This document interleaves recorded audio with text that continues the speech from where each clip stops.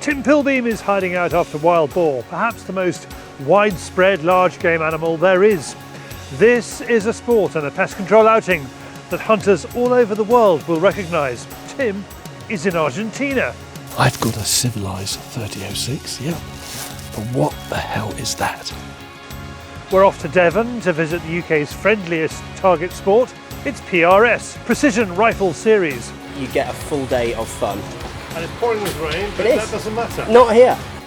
Cai Ap Bryn has a fallow buck rump steak to cook and a subtle mixture of herbs and spices to cook it in. And Warren Broad from ATN Europe explains why a thermal monocular is now an essential part of his kit for deer stalking, fox shooting and ratting. We're giving away a BugASalt shotgun. Meredyth is on the news stump. James Marchington has hunting YouTube. Welcome to Fieldsports Britain.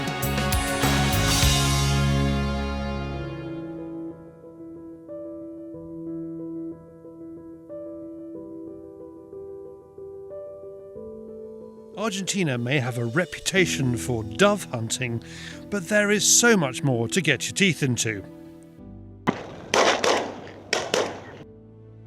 Tim Pilbeam has fallen in love with this country and is back for a third South American hunting trip, looked after by Carlos, our Argentinian cameraman. This time, he and Carlos are travelling to the south of San Luis province. It boasts exceptional levels of game. Tim's travelled across the world for wild boar. The European alien invader is hugely successful wherever it lands. The pigs grow well in number and size on an omnivorous diet. Our host is Gustavo. He's in charge of this vast hunting area. We are in the south of San Luis province, just beside La Pampa, which is a world famous big game hunting area.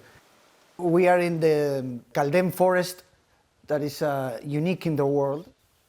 This is a cattle ranch. It's 22,000 hectares. Your ranch is quite flat, which is typical of the area. And as you say, you've got lots of bush. Yes. Yeah, and that is really, really good for hunting. Yeah? It's really good because wildlife has a lot of places to hide and stay away from the civilization. Yes, right. And over the years, you've managed to have lots of fairly open areas to encourage the wildlife. So it's not all thick bush, it's actually quite big open areas where you actually see the wildlife, yeah? Yes. His efforts maintain its extraordinary biodiversity. What animals have you got here? What can people hunt on your ranch? Here we have some red stags, black bucks, wild boars, really, really good ones, fallow deer, mouflons, different rams, and wing shooting too. Yeah, okay. Tim is fascinated to hear how Gustavo runs this operation and how he can expect to hunt boar. The area is so large that driven boar is not an option. We have different places, different ponds, different kind of bushes.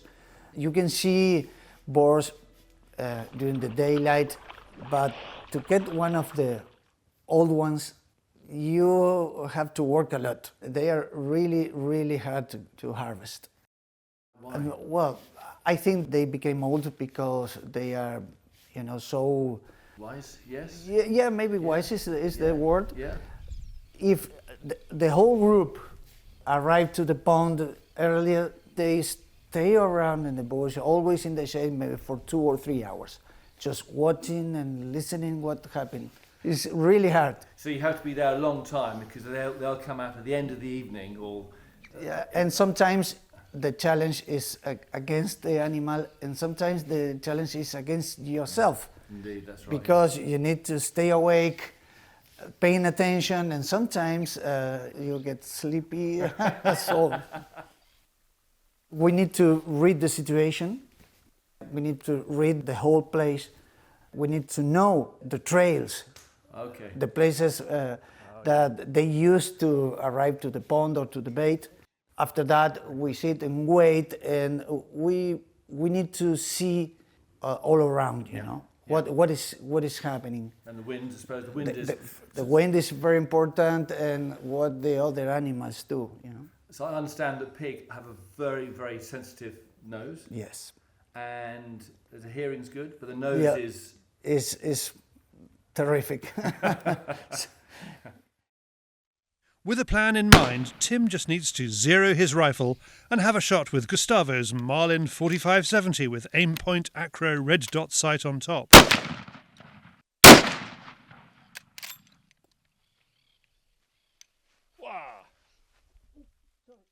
With everything set, it's time to refuel, and they really know how to do that here.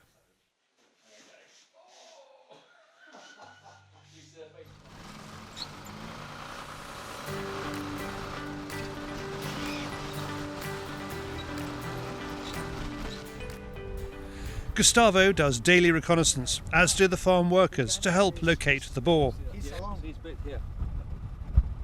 That's the back of it. And can you see the round? Yes. The animals have used this water hole a lot lately. They add corn to complete the dining experience.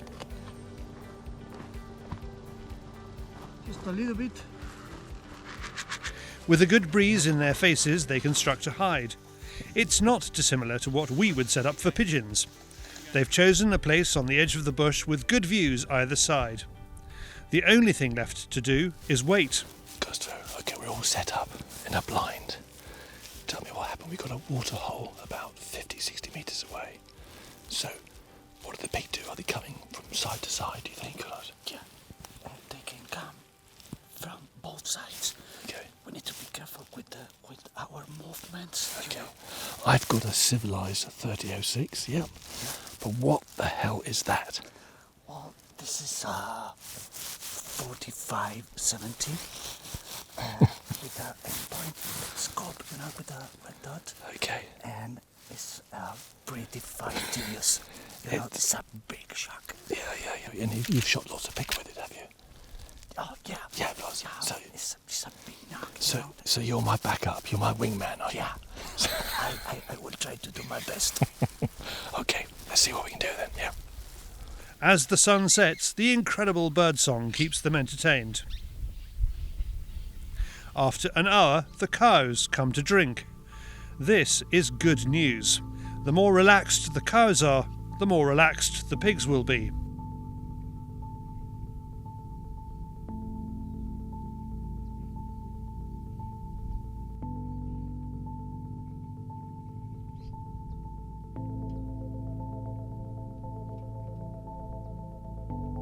The full moon on display will make life easier. We can spot and record the action with Tim's Pulsar Axion Thermal, but he's shooting with a normal scope. Piggy silhouettes will help identify what's in front of them.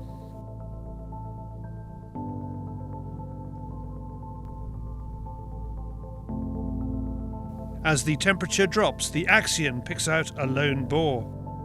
Its tail is high and stiff. It's nervous.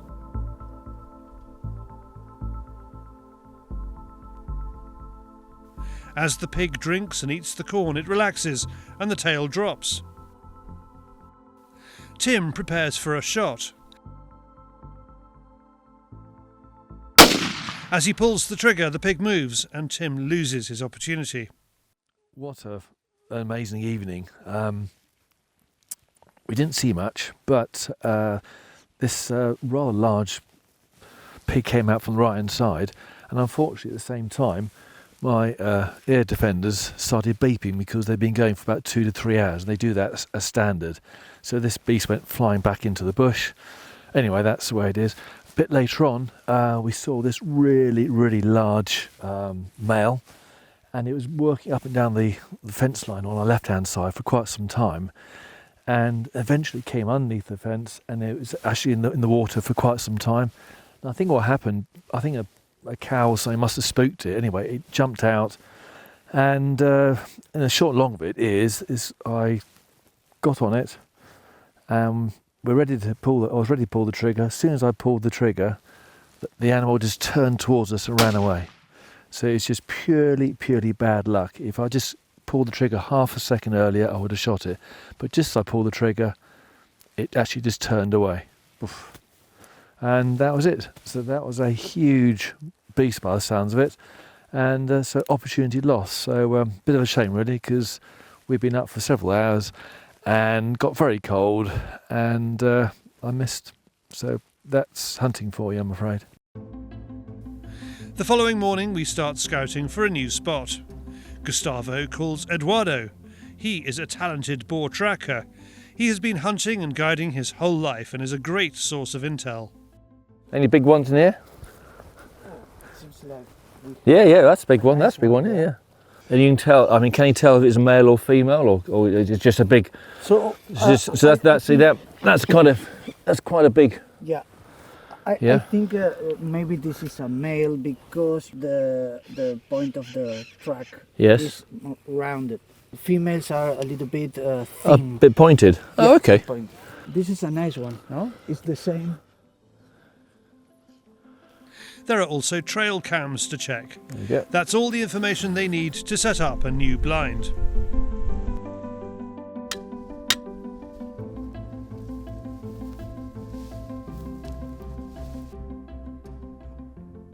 As there are a few hours to kill, it's back to the farm for some of those famous Argentinian doves.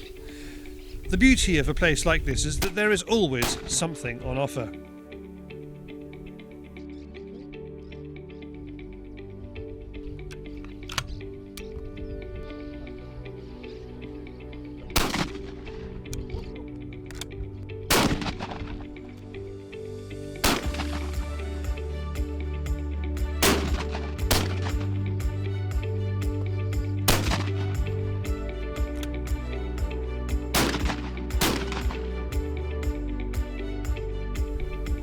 Bloody parakeets.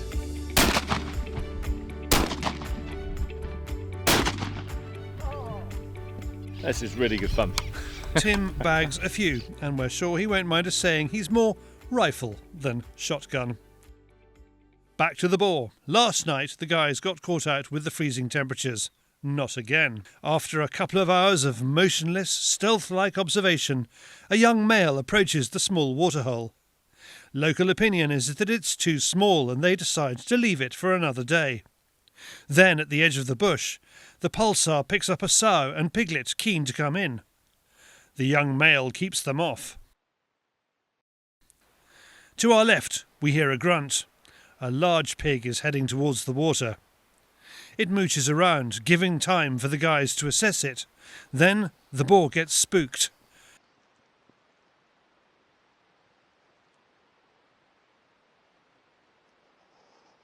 Gustavo gives Tim the OK.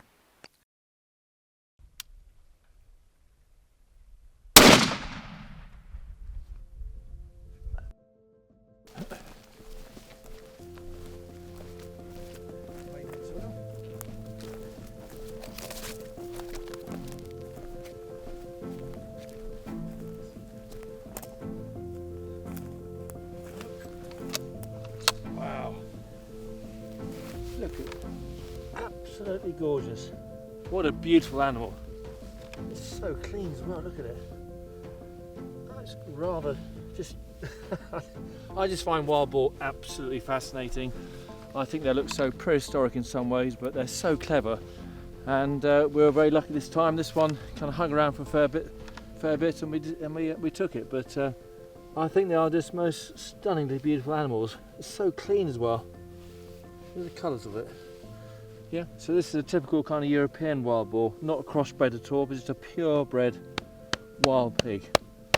And you're absolutely gorgeous. So we've had to earn this one, and it's been absolutely brilliant fun.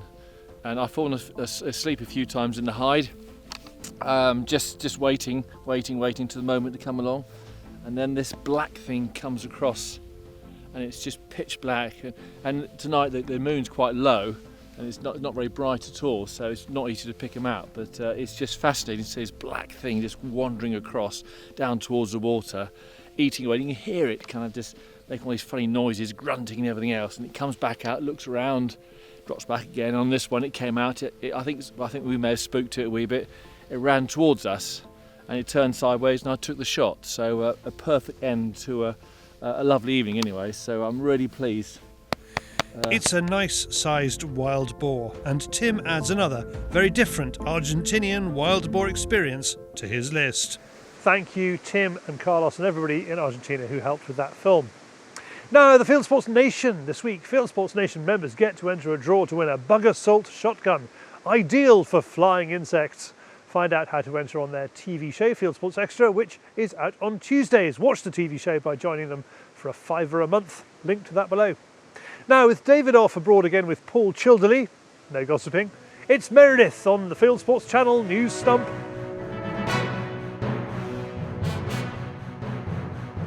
This is Fieldsports Channel News. Journalists on national newspapers are turning their prejudices against practical shooting. The Scottish Daily Record ran an article calling for a ban on a practical shooting club, Recall Scotland, near Glasgow. It reports what it calls a disturbing spike in practical shooting courses in Scotland, which allow people to fire against the clock using obstacles and improvised shooting positions to hit targets. The newspaper claims that the local council is looking at the club's licence to operate. For more about people enjoying practical shotgunning happily and safely, watch our videos, links below. A professional footballer has been fined for hair poaching. Bradford City player Cian Harratt is among 3 men who appeared at Beverley Magistrates Court on the 26th of October. He and 2 others were convicted after being caught on farmland in East Yorkshire on the 3rd of April 2022. Harratt, aged 20 of Pontefract, was fined £830 and ordered to pay £150 in costs, with a victim surcharge of £83. On loan from West Yorkshire rivals Huddersfield Town, Bradford has sent him back. The youngest under-21 skeet shooter in the England team has made the sport proud by appearing on the BBC. Henry Lungley, whose 17th birthday was yesterday, 8th of November 2022, happy birthday Henry, was the youngest member of the team and the top scorer as they won a recent home international in Scotland. He hit 148 out of 150 clays. The BBC reports that he has his sights set on Olympic gold. Thanks to Henry's mate Josh Lane for letting us know. Basque has released its response to the lead ammo ban consultation. As reported in Fieldsports News, the government consultation closed last Sunday, the 6th of November 2022. The Health and Safety Executive proposes a complete ban on outdoor recreational uses of all forms of lead ammunition in England, Scotland and Wales. Basque agrees that a ban would solve the proven risks of lead in game meat, lead shot and lead bullets and the poisoning of some birds by lead shot. It calls for a voluntary phase-out of lead shot and says there should be no ban on rifle or airgun ammo until there are suitable alternatives, especially for airguns and rimfire ammunition. It wants lead ammunition to continue to be used for clay pigeon and target shooting. A former pub landlord has killed a rat that he says is the size of a small dog. 82-year-old Derek Blamire from Blackburn in Lancashire says that from nose to tail, the animal was about 18 inches long. He goes on to say it was the length of a small baby. Stop feeding muntjac. That's the message that's gone out to residents of Kings Lynn in Norfolk after a series of attacks on dogs by the deer, which are becoming increasingly fearless. A local councillor says that muntjac are causing distress to dog walkers, even those with dogs on leads, adding they are intimidating people and coming towards them. The National Trust is to cull an entire herd of fallow deer after an outbreak of bovine TB. Attingham's Deer Park in Shropshire was created in 1798 as part of Thomas, the second Lord Berwick's improvements to the mansions and grounds. Today, around 200 fallow deer, descended from the original deer herd, live in the park. The National Trust is closing the park in the mornings for the foreseeable future until it has finished shooting them. The German Environment Minister is under fire for his efforts to wipe out deer. Axel Vogel from the Green Party says he wants to kill roe, fallow and red deer in the Brandenburg region around Berlin to help grow trees. Instead of managing deer on a herd-by-herd basis, Among rule changes he wants is to allow local people to register hunting areas as small as 3 hectares, which he believes makes it more likely they will kill all the deer in those areas. Hunters point to the dramatic fall in deer and boar numbers locally in recent years. There is a petition against his proposal. Wolves in the Netherlands can be shot with paintballs in a bid to make them less tame, say authorities. The decision by the provincial government in Arnhem comes after a video post on social media shows a wolf strolling past a family in a local national park. There are fears that wolves are becoming so unafraid of humans that they could become a danger. The paintballs also allow rangers to see which animals have been hit. It took 3 Maltese hunters to shoot 1 turtle dove this season. A survey by the local hunting organisation reveals that the average number of turtle doves shot by each hunter during the spring hunt was 0.29. More than 3,000 people took part in the 2022 spring hunt on the island. They are allowed to shoot 1,500 birds, and they took fewer than 1,000. The FKNK says that Malta breeds and releases more turtle doves than it shoots. BBC TV presenter Chris Packham campaigned against the spring hunt until 2017, when police on the islands charged him with assault and trespass. Members of the Danish royal family turned out for the annual Hubertus hunt. The drag hunt, celebrated close to the patron saint of hunting St Hubert's Day, takes place on the first weekend of November in the deer park in Klampenborg, north of Copenhagen. Crown Princess Mary and Princess Josephine of Denmark were among the royal followers. And finally, this video popped up on TikTok this week. Titled Only in Michigan, it has done the rounds on Facebook under the heading When You're a Deer Hunter and You Don't Have a Truck. Thanks to Richard Walton for the story. You are now up to date with Fieldsports Channel news. Stalking the stories, fishing for facts. Buying shooting kits? Then head to Kit Finder and our team will help you find the right product at a fair price from dealers all over the UK. Kit Finder, the shooting kit comparison website. Thank you, Meredyth. Next, Cai Ap Bryn is cooking venison with rubs and glazes with the help of butchery kit supplier Weschenfelder.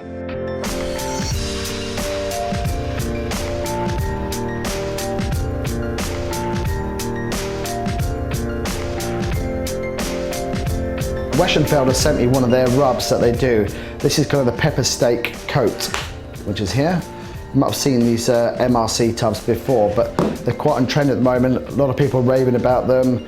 Caribbean jerk glaze, you've got garlic and butter glaze, smoky barbecue glaze, even your Chinese ones, you know, when you get the ribs, those red kind of ribs. Really good quality, high-end product. So I'm going to try this with a fallow venison rump. The rump steak is actually one of my favourites, especially with a young fallow buck like this one was from. So I've cut the end of it off there, and all I'm going to do is trim the fat. So I don't like to have the fat on my venison steaks, just because it's not as palatable as say beef fat or lamb fat. So I'm literally just going to trim that off as such. It's got a kind of a nice big fat cap on that one. Just trim that off there. Nice bit of rump. Got trim, and then I've got the second piece here. So we've got our steaks there, and I'm actually going to cook them like that. So I'm not going to break them down to really nice pieces. So I'm just going to take that glove off. So I've got a clean hand, and now I'm actually going to coat. You smell it. It smells really, really nice. Lots of kind of spices. You can smell the pepper in that as well. So I'm just going to cover it liberally on there, on both sides. Just pat it on. I'm going to let that just a couple of minutes just absorb into that then. I'm going to sear that off and see what it tastes like. I've got a pan here, cast iron pan. I've got an induction hob. These things are great. That gets temperature very quickly. Lightly coated with oil. I've got some butter in as well. I'm going to just sear it first and add the butter and just baste it over. Hear that sizzle? hope you're hungry. I'm always hungry, you know that. There we go. So we're going to leave it on the pan. It's got a very, very light coating of oil. So that's going to colour it. It's going to stick to it, colour it. Then once we flip it over, I'm going to add the butter and just baste it over. Keep it nice and moist. Do all steaks? There's lots of different ways to do steaks. This is the way I like to do steaks. I like to have a nice kind of crisp coating on the outside, medium to rare in the middle. It's about 50 degrees. See, that's what I look for. But I feel it now. Once you've done enough of them, you can feel it and you get that kind of texture. It's that nice.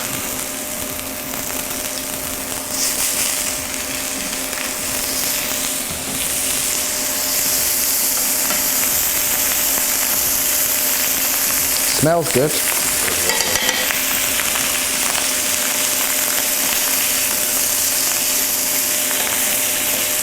In a barbecue term, I call that bark.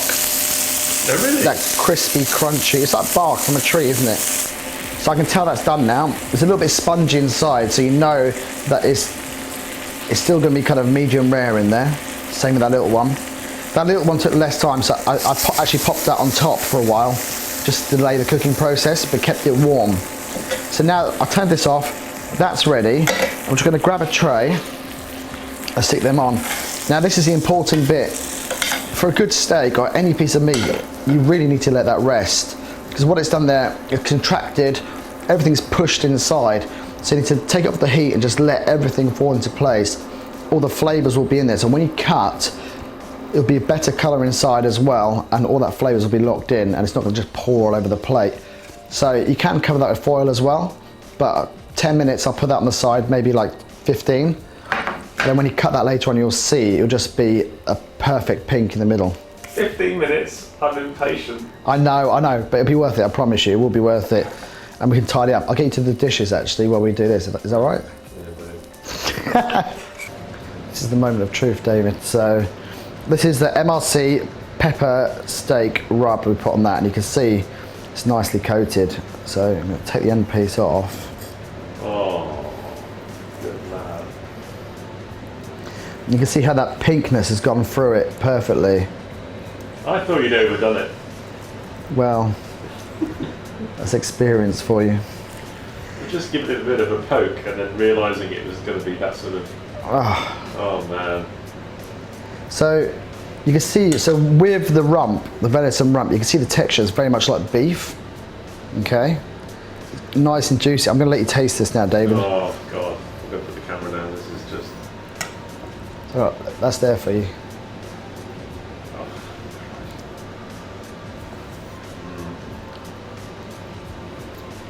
How could anyone have an issue with...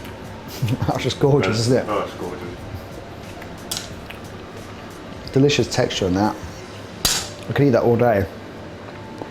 I probably will. Have another piece. What that would be really good for as well, if you wanted to do a Sunday roast, you want to roast like a venison joint, you can coat that in it and get that nice crisp spark on the outside. Have that with a rich red wine gravy or jus. Thanks, Kai. And there's 15% off an MRC pepper steak coater in the links below. Use the code FS15. It's currently priced at £18.50, but with the code it should work out at £15.72.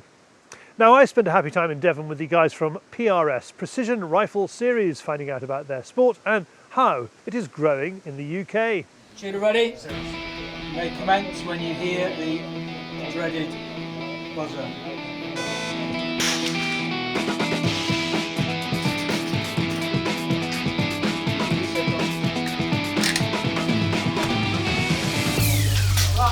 Impact.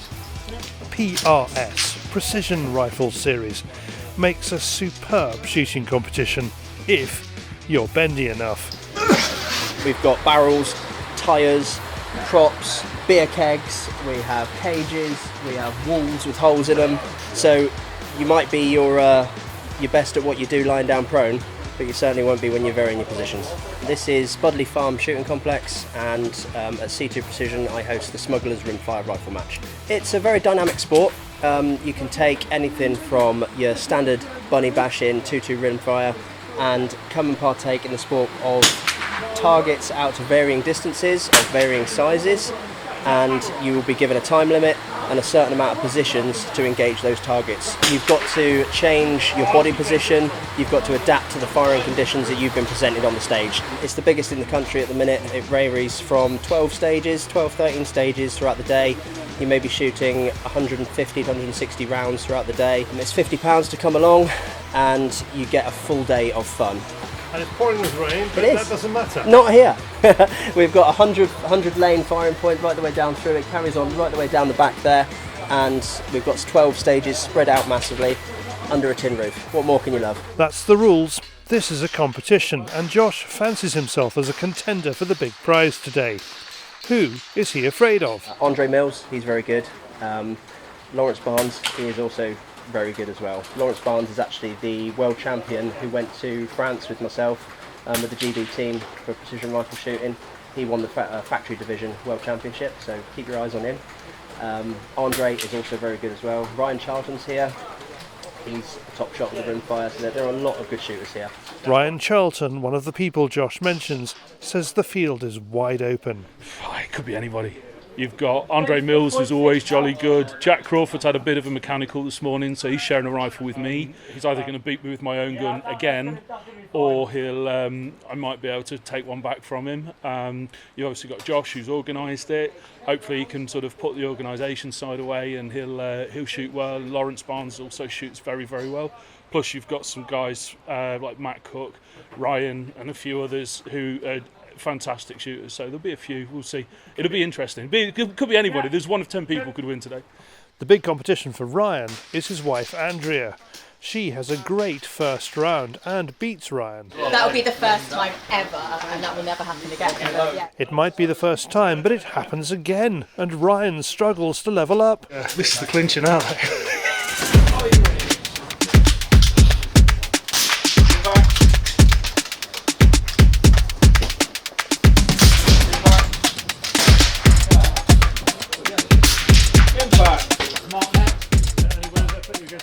Tripod rid. I don't know, we're about even, aren't we? Same score. Same score. So still tied.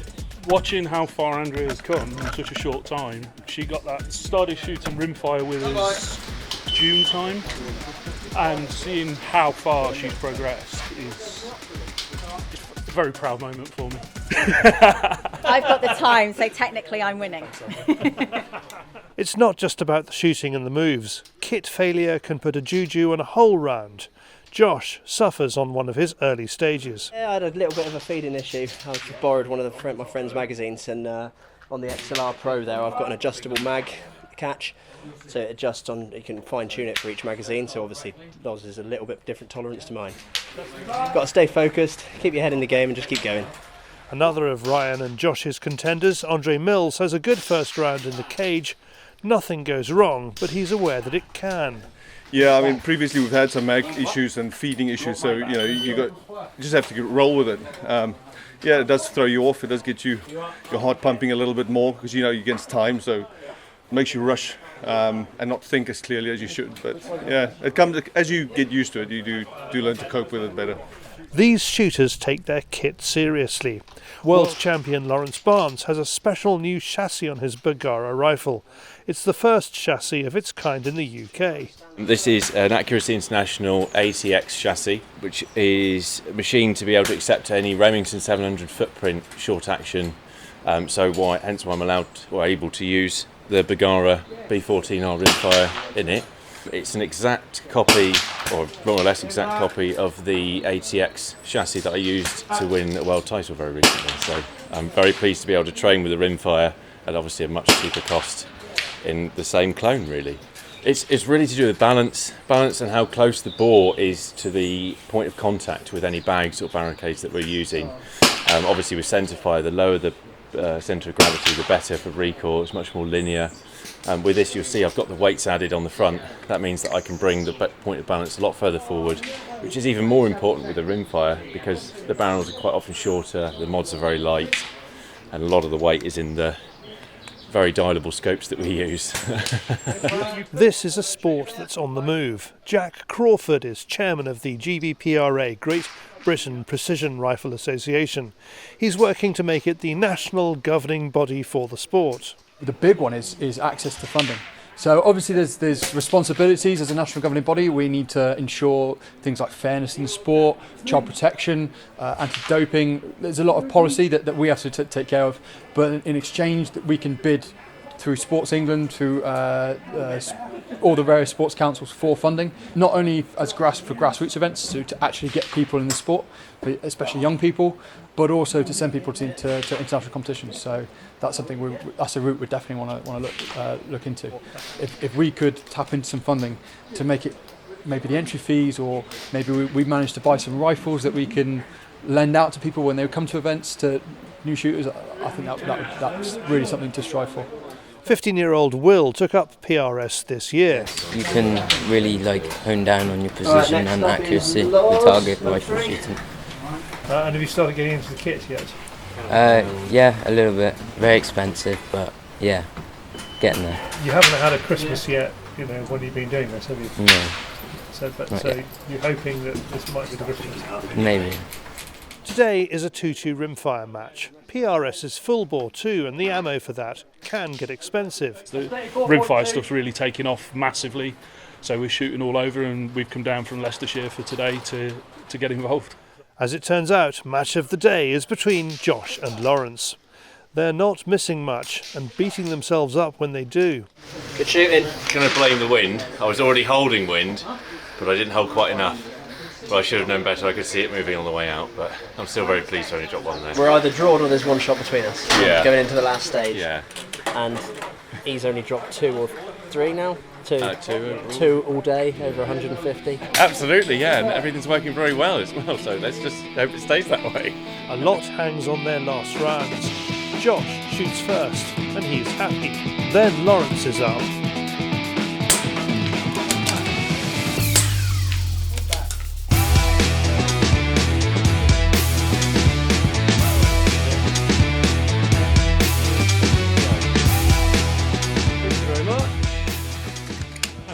Very pleased. Yeah.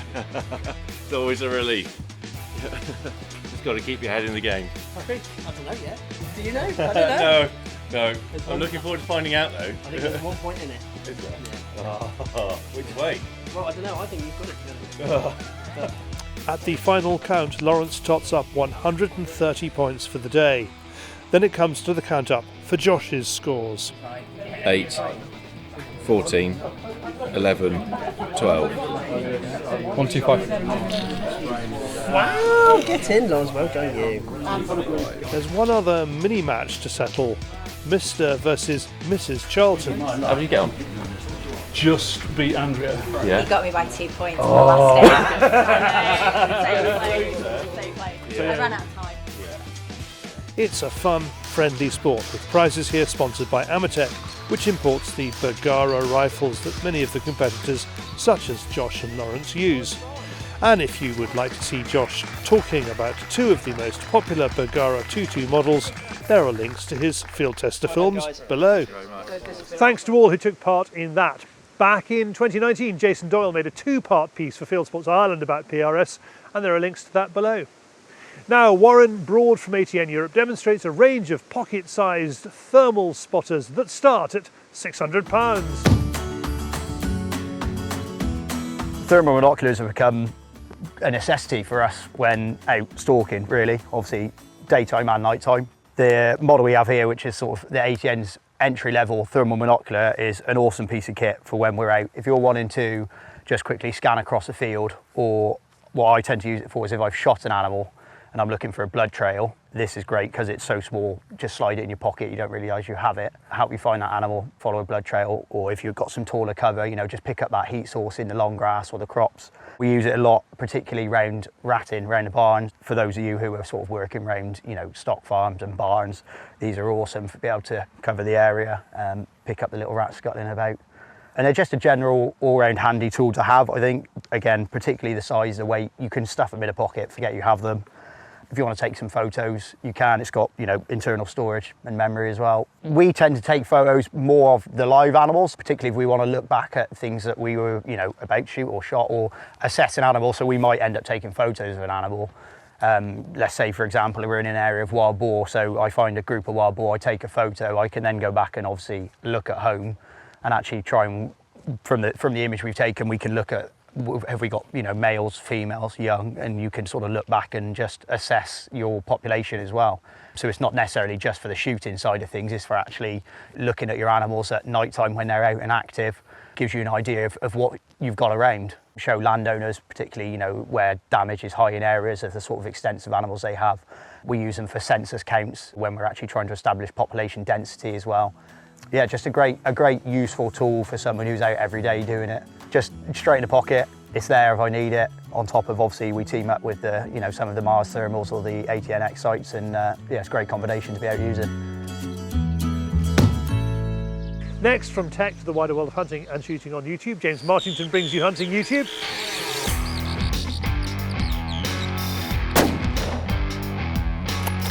This is Hunting YouTube, which aims to show the best hunting and shooting videos that YouTube has to offer. Jean-Paul, the seated gun, has just uploaded this film of a driven day at the lovely Belvoir Castle. It's a day we filmed, and if you watch closely you can spot me lurking in the background with my camera. River and Moor are out on the hill in Perthshire after a red stag. Lots of lovely scenery, crawling about in the heather, and they get their beast in the end. Andrew from AM Bushcraft and Hunting is making short work of feral pigeons in the cowsheds, using his Daystate Mark IV topped off with a Sightmark Wraith. ShopCam have released this one to introduce their latest 4th generation barrel camera, with a raft of upgrades including better picture quality and longer battery life. With all the media uproar about trophy hunting, it's refreshing to see this film from The Economist explaining how hunting helps to conserve species. The Northern Cape Professional Hunting School trains PHs, and this one shows a young student shooting her first buffalo. Here's what can happen when a hunt doesn't go according to plan. There's a tense moment when this wounded buffalo charges the hunters. And finally, here's a film of Swedish huntress Madeline in South Africa, taking an impala with a crossbow from a blind. That's it for this week. We've put all these films into a playlist for you. Click on the eye symbol top right or check this film's description. If you have a YouTube film you'd like us to pop into the weekly top 8, email Charlie the link, charlie@fieldsportschannel.tv.